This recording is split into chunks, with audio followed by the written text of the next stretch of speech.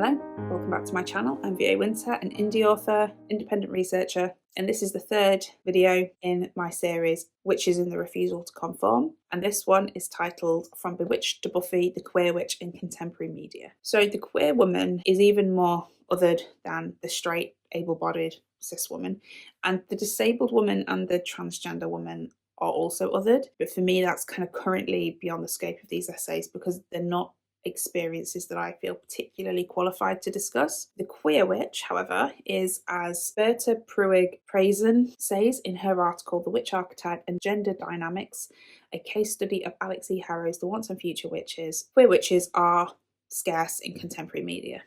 But where she does exist, she is easily readable as a metaphor for the othered queer woman. From Willow's almost simultaneous blossoming into her witch powers at the same time as falling in love with Tara in Buffy the Vampire Slayer, to the way Emma Donoghue uses the queer witch in her fairy tale retellings in Kissing the Witch, the link between queerness and witchcraft seems a natural one to make. And we will get to BeWitched later on. So in both Buffy the Vampire Slayer and Kissing the witch's exploration of their sexuality is linked with the idea of freedom and finding it in the expression of both their witchy powers and their sexuality. Before her coming out as both witch and lesbian, Willow was a self-described plain girl.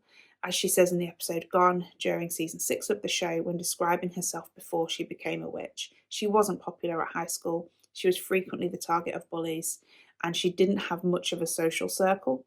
She was the social outcast, the other. Finding witchcraft was the first step into finding her power, taking her otherness and reclaiming it for herself, and the show traces her dipping her toes into that power and eventually becoming quite a powerful witch. Though she does have a storyline where she kind of gets addicted to magic, but that isn't necessarily relevant for this essay. Willow falls in love with another woman, Tara, when she goes to college. The show ties Willow meeting Tara in with Willow wanting to expand her knowledge of witchcraft. Willow and Tara are generally the only good witches portrayed on the show, which, along with the imagery used, such as the spell that the two complete in the season 4 episode Who Are You?, which does visually tie Willow and Tara's magic to their relationship through the way the scene is shot. This is even acknowledged as part of the reason Willow becomes addicted to the magic. Who was she before she became a witch? She feels she was no one, unremarkable. Becoming a witch, and by extension gay, as the show does link them together, gives her an identity.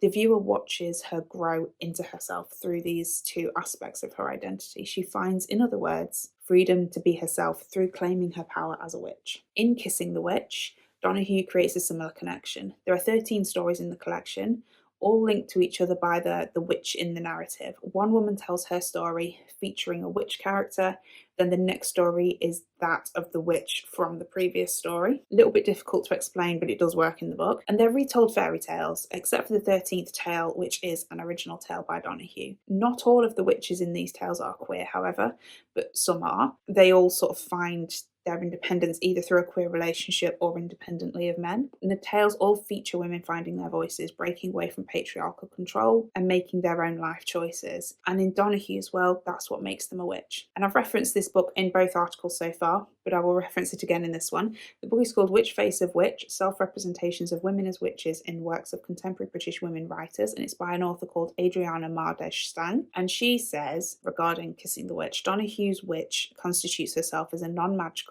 and instead self-aware and independent woman. Her behaviour is sometimes construed by others as witchcraft, but this interpretation always results from the rejection of what she stands for. In other words, the label of witch is applied to these women by society because they do not conform, whether that's due to a queer relationship or because they simply reject the life society demands of them. She is therefore, as discussed in my earlier essay, The Wayward Woman, Gender and the Witch, a threat to patriarchal society.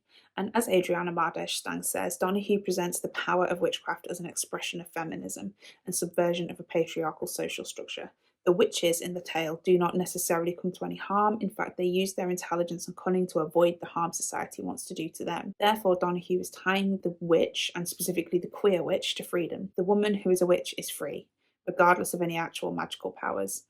The powers in these tales are metaphors, with the exception of a little shapeshifting, which is never really explained, that these women are nonetheless witches in society's eyes because they do not conform to societal expectations. Donahue is therefore speaking to the contemporary woman in these tales who, we assume, doesn't have any magical powers. The power Donahue is saying is within all women. The witches in Kissing the Witch, however empowered they may be in their own stories, exist in the margins of the story preceding their own. Witches have traditionally been depicted as those living on the edges of society, and so they've tended to exist in the margins of literature as well. It is only recently that the witch has become the main character in her own story, which Donahue's tales also echo in the way they're structured and told. But one of the earlier witches to get her own story is Samantha from the TV show BeWitched, which is set in 1960s America. Samantha is a witch, magical powers, but she sacrifices who she is in order to fit into the patriarchy, to become the acceptable version of woman that man can accept. She's married to a mortal, and his name is Darren. And Darren doesn't really like witchcraft, and so Samantha promises that she will leave it all behind for him, and in order to be loved and accepted into patriarchal society, she gives up an essential part of herself, or tries to.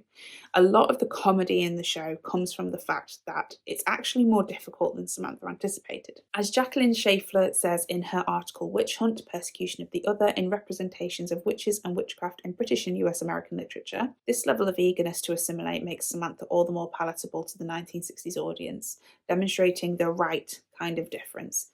Samantha is white and blonde, which makes her unobjectionable to the mainstream viewer in any other way. And the one thing that does make her different, she's willing to hide it, to deny who she is, to fit into the American ideal of the time. Schaeffler continues, she is willing to bottle her power in order to make her moral husband feel more comfortable.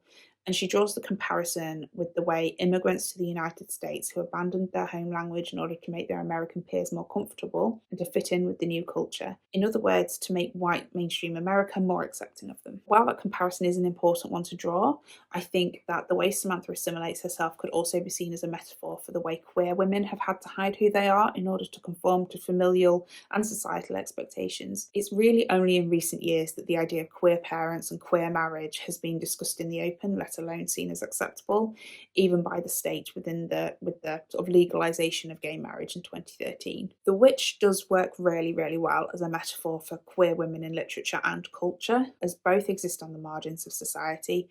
Both are figures of threat to the patriarchy, as they're both groups of women who don't conform to societal expectations.